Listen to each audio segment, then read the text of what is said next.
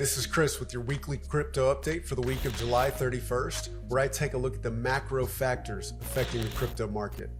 All right, let's get right into it with the top 3 things in my notebook. Number 1, phase transition. Number 2, commodities. And number 3, volatility.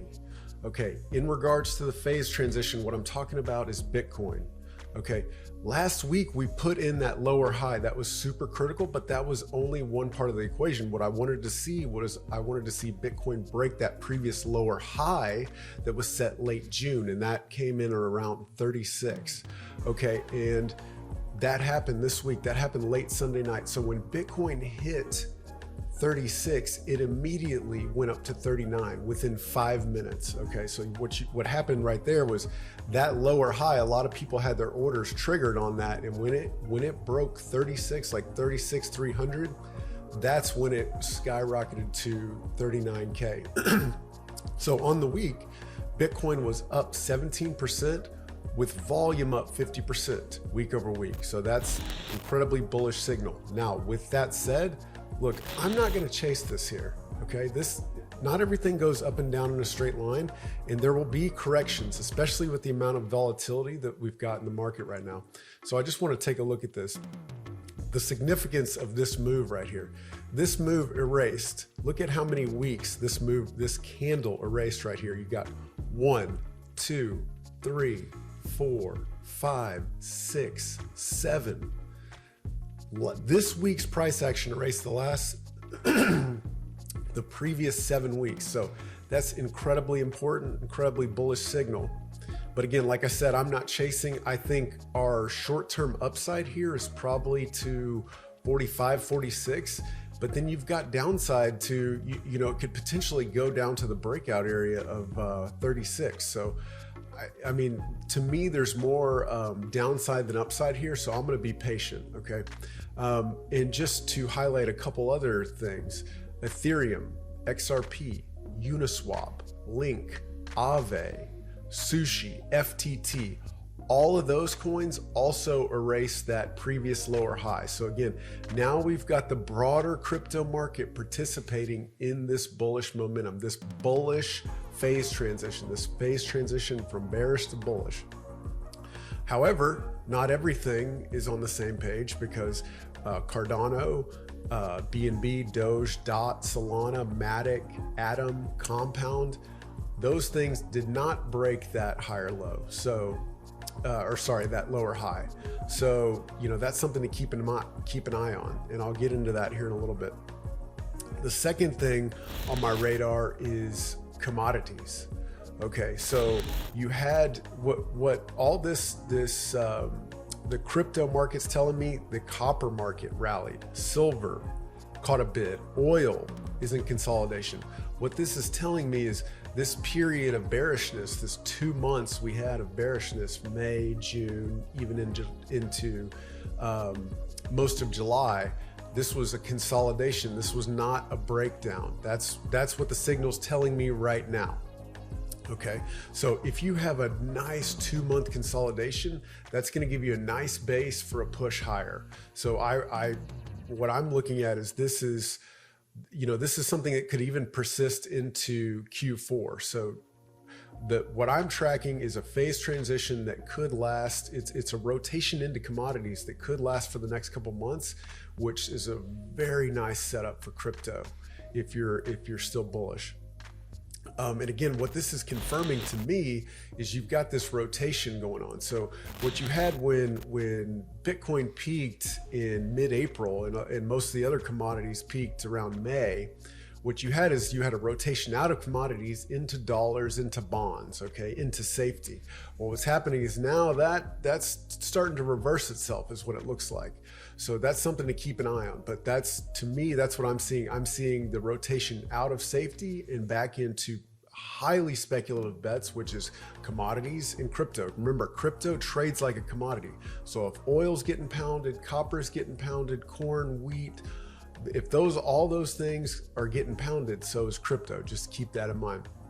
And the third thing that I want to hit on here is volatility. Okay, so you've still got a lot of volatility in Asia. Let's look at China. China was down 4.3% last week and is still down 8% from January. Okay, so China, they've got problems there. Japan is down 9% since January. And also another thing that I track is, particularly is the volatility in the US. Now, short-term volatility looks pretty good. It looks like it's coming in. But if you look at the long-term structure of the volatility index, so I'm looking at the VIXM, that's something I track to track volatility in the next 5 months. That looks like it put in a bottom about a month ago. So it's up over the last 4 weeks.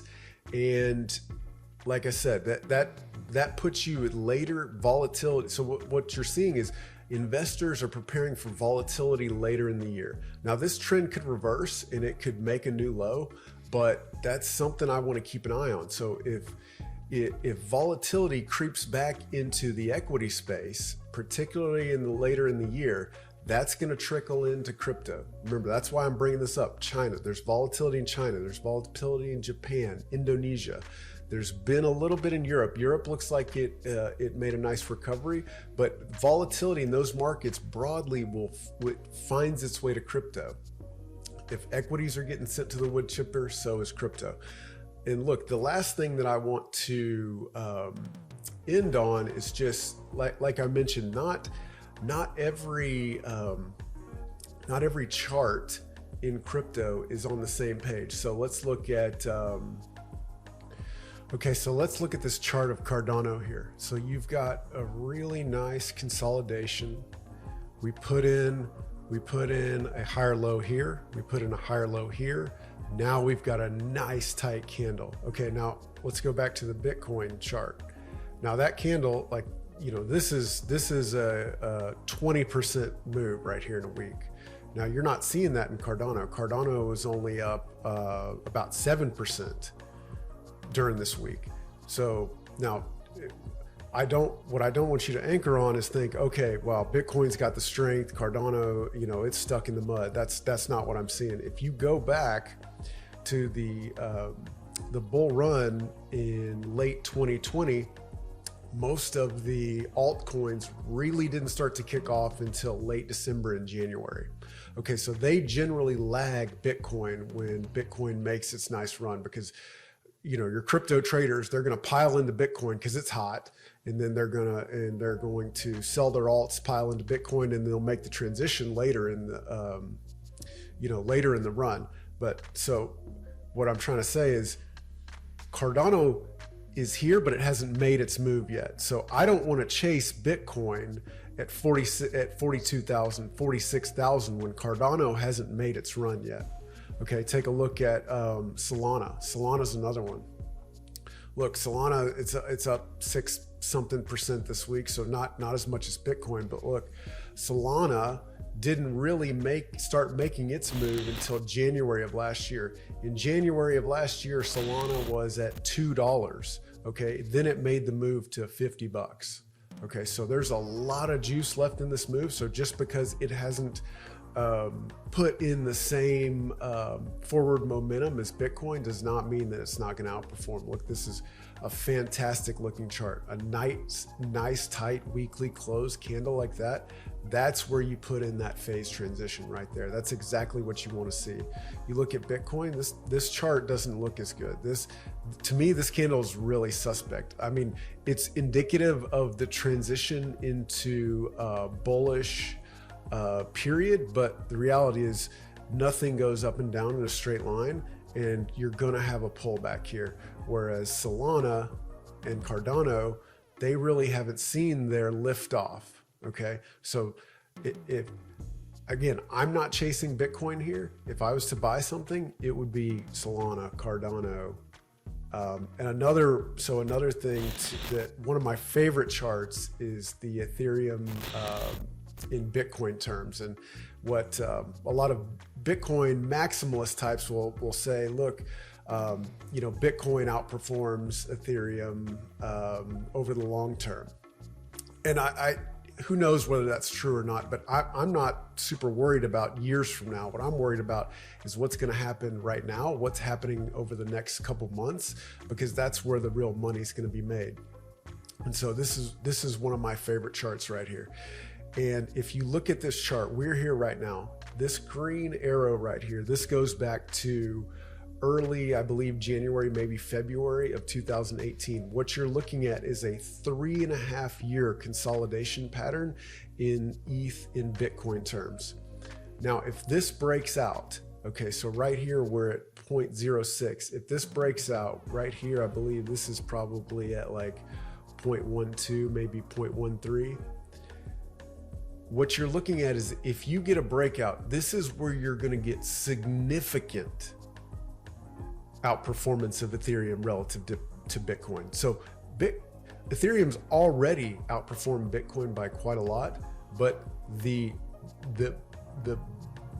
largest part of the move hasn't even happened yet if this pattern holds. Again, this is just very elementary level, broad technical analysis I'm applying to this, but if this holds true, again, this is just a historical price pattern. If it goes past these two breakout points, you could see a massive move in Ethereum. And that's just the last thing I wanted to end on. So have a good week. I'll see you next time.